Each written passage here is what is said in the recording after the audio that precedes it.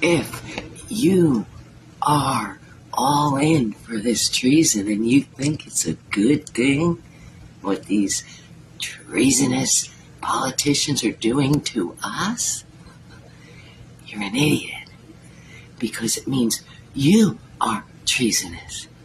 So you know how you say they're pulling the illegals and taking them away? Well, they're going to be taking some citizens away too. The illegal immigrants, they're sending them home.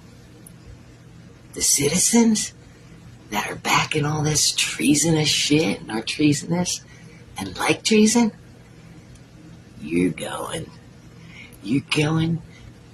to the big place. Yep, to the galley. Idiots.